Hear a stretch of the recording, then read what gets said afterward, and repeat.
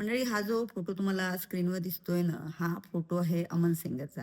अमन सिंग जो आहे त्याची कंपनी आहे कर्सर एआय आणि ती इलॉन मस्कनी विकत घेतलेली आहे $60 बिलियन. आता अमन सिंगची चर्चा आपण का करणार आहोत? तो अमन सिंग जो आहे तो इंडियन ओरिजिन आहे. वयाच्या 14व्या वर्षी यांनी कोडिंग, माझ्या वाक्याकडे नीट लक्ष द्या, कोडिंग शिकायला सुरुवात केली आणि आज वयाच्या 25व्या वर्षी त्याची नेट वर्थ आहे ₹50,000 करोड.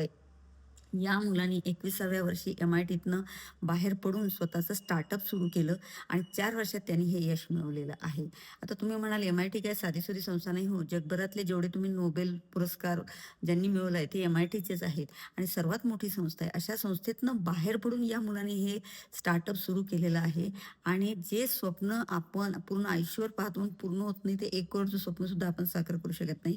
त्या मुलाने हे ₹50,000 करोड कमावले आहेत. कोडिंग तो वयाच्या 14व्या वर्षी शिकलेला आहे.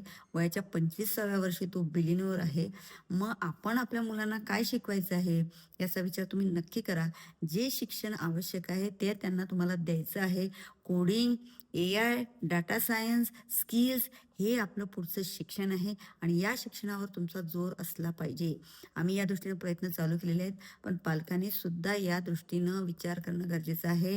नाहीतर येणारा काळ आपल्याला क्षमा करणार नाही. हे तुम्हाला कसं वाटले, ही शॉर्ट्स कशी वाटली सांगायला विसरू नका. धन्यवाद.